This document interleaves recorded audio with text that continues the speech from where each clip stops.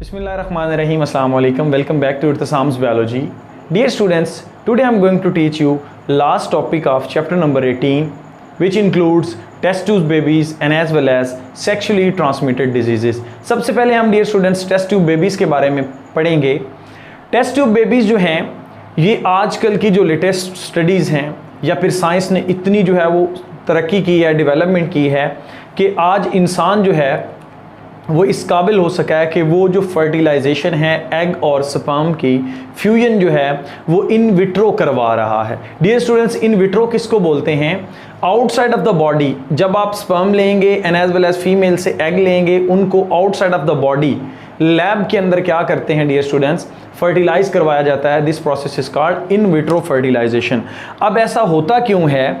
Test tube babies की ज़रूरत क्यों पड़ती है? डियर स्टूडेंट्स, बाज़ औक़ात क्या होता है कि जो मेल या फिर फीमेल इन दोनों में प्रॉब्लम्स आ जाती हैं, both physical and as well as physiological problems. अब वो कौन कौन सी हैं? अगर हम मेल की बात करते हैं तो मेल के जो स्पर्म हैं वो वीक हो सकते हैं, मतलब उनके अंदर इतनी एनर्जी नहीं है कि वो फीमेल के एग को फर्टिलाइज़ कर सकें. या फिर डियर स्टूडेंट्स, फीमेल की अगर बात की जाए तो फीमेल में क्या हो सकता है कि जो एग प्रोड्यूस होता है वो फ़ौरन प्रोडक्शन के बाद रप्चर हो जाता है. या फिर आप कह सकते हैं कि फ़ीमेल में जो एग है वो प्रॉपर जो यूटेराइन ट्यूब्स होती हैं, ओविडक्ट होती हैं, उनमें आगे यूट्रस तक पास आउट नहीं कर सकता. या फिर जो स्पर्म है वो प्रॉपर एग तक नहीं पहुँच सकते. ये सारे प्रोसेस क्या हैं? फिज़िकल और फिज़ोलॉजिकल प्रॉब्लम है. इसी तरह से अगर प्रेगनेंसी हो जाती है सम टाइम तो ये होता है कि डियर स्टूडेंट्स जो है मिसकैरिएज के चांसेस जो हैं वो ज़्यादा हो जाते हैं. अब ये सारी प्रॉब्लम जो है इनको हल करने के लिए क्या किया जाता है? टेस्ट ट्यूब बेबीज़ का सहारा लिया जाता है. इसमें क्या होता है कि जो मेल होता है उससे लिए जाते हैं स्पर्म और जो फीमेल होती है डियर स्टूडेंट उसकी ओवरीज से एग जो है वो ले लिया जाता है. अब इन स्पर्म को और इन एग्स को लैब के अंदर, लेबोरेटरी के अंदर फ्यूज़ करवाया जाता है और वी कैन से फर्टिलाइजेशन का प्रोसेस किया जाता है. अब जब ये फ्यूज़ होते हैं तो इससे जो चीज़ बनती है वो क्या कहलाती है डियर स्टूडेंट्स? जाइगोट कहलाता है. आने वाला बेबी जो होगा वो आपके पास इस जाइगोट की फॉर्म में होता है. इस जाइगोट को अगेन से इम्प्लांट कर दिया जाता है. अगेन से इम्प्लांट कर दिया जाता है कहाँ पर? यूट्रस ऑफ मदर की यूट्रस के अंदर डियर स्टूडेंट्स इसको इम्प्लांट किया जाता है. जिससे क्या होता है कि फिर नॉर्मली जो है वो डेवलपमेंट होती है, साथ साथ मेडिकल कोर्स करना पड़ता है ताकि मिसकैरिएज ना हो और वी कैन से प्रोजेस्टेरॉन को एक्टिवली इनटेक करना पड़ता है. तो जिससे प्रेगनेंसी जो है वो क्या रहती है? अपनी जगह पर मेंटेन रहती है और अल्टीमेटली डियर स्टूडेंट्स एक बेबी जो है वो डेवलप हो जाता है और आफ्टर 9 मंथ जो है उसकी बर्थ हो जाती है. इस तरह से हम क्या करते हैं? टेस्ट ट्यूब बेबीज़ का सहारा लेते हैं और वी कैन से जो लेटेस्ट बायोटेक्नोलॉजिकल टेक्निक्स हैं उनका सहारा लेते हैं. उसके बाद डियर स्टूडेंट्स हम आते हैं सेक्सुअली ट्रांसमिटेड डिजीज़ की तरफ. ऐसी डिजीज़ जो सेक्स के थ्रू फैलें, मतलब फिजिकल कांटेक्ट के थ्रू फैलें. और वी कैन से कि जब सेफ सेक्स नहीं किया जाता उस वक्त जो हैं जो डिजीज़ मेल और फीमेल में आती हैं वो आपके पास क्या कहलाती हैं? Sexually transmitted disease. Sexually transmitted disease जो आपके सिलेबस में शामिल हैं उसके अंदर डियर स्टूडेंट्स आपके पास गोनोरिया है एंड एज वेल एज साइफिलीज है, जेनिटल हर्पीज़ है और लास्ट पे आपके पास जो है वो एड्स आता है. अब हम बारी बारी इनको डिस्कस करते हैं. जो गोनोरिया है इसके सिम्टम्स क्या हैं? सिम्टम्स हैं डियर स्टूडेंट्स जो भी म्यूकस मेम्ब्रेन्स होंगी जिनके अंदर म्यूकस सिक्रीशंस होती हैं, स्पेशली आपके इसके केस में चूंकि ये सेक्स से रिलेटेड हैं तो यूरिनोजेनिटल ट्रैक्ट्स जो होंगे लाइक यूरिथ्रा में हो सकता है, फीमेल में वेजाइना के अंदर हो सकता है डियर स्टूडेंट्स. तो इन जगहों पर क्या होता है? इन्फेक्शन हो जाता है. इन्फेक्शन क्यों होता है? क्योंकि उसके पीछे काजल एजेंट होता है डियर स्टूडेंट्स. इसका काजल एजेंट कौन सा है? दैट इज द नेज़ेरिया गोनेरिया, ये नाम है इसका. ये एक ग्राम पॉजिटिव बैक्टीरिया है.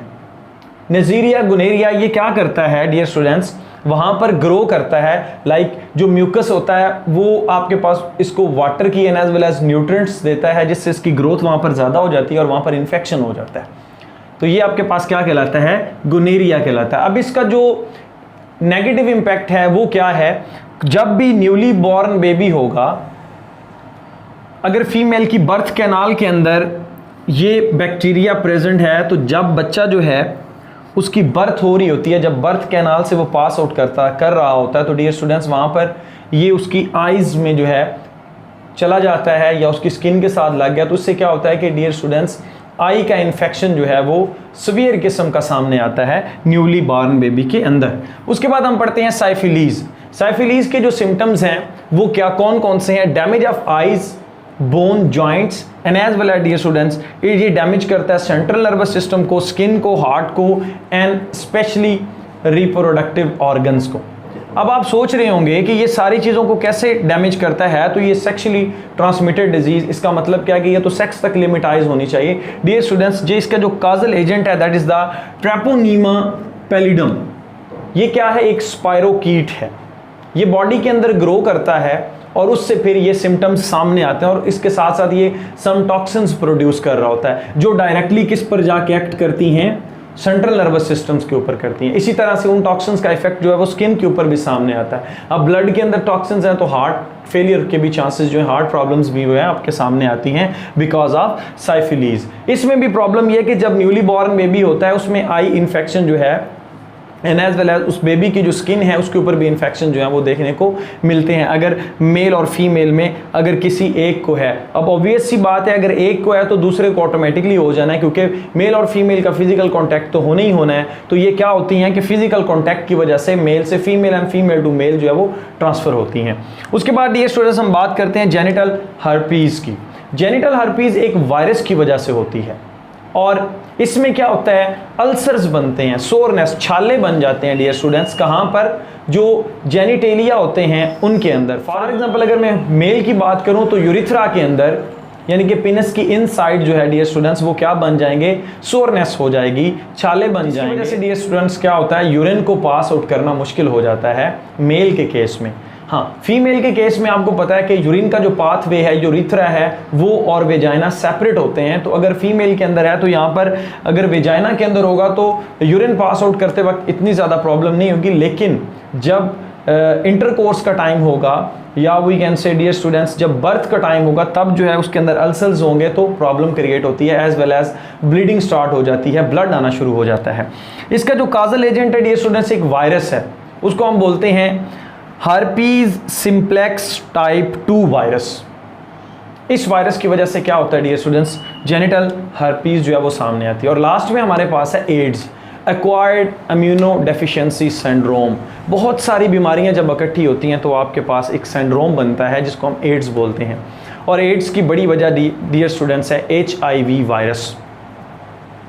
अब ये जो HIV वायरस है ये आपने फर्स्ट ईयर के अंदर पढ़ा है, इसके पूरे लाइफ साइकिल के बारे में पढ़ा है डियर स्टूडेंट्स। ये हमारे जो वाइट ब्लड सेल्स हैं उन पर ये क्या करता है? अटैक करता है और हमारी इम्यूनिटी को लो कर देता है। और ये भी सेक्सुअली कंटेजियस होता है, आप कह सकते हैं कि बहुत ज़्यादा सेक्सुअली फैलता है। सो इसी वजह से डियर स्टूडेंट्स सेफ सेक्स जो है वो नेसेसरी होता है।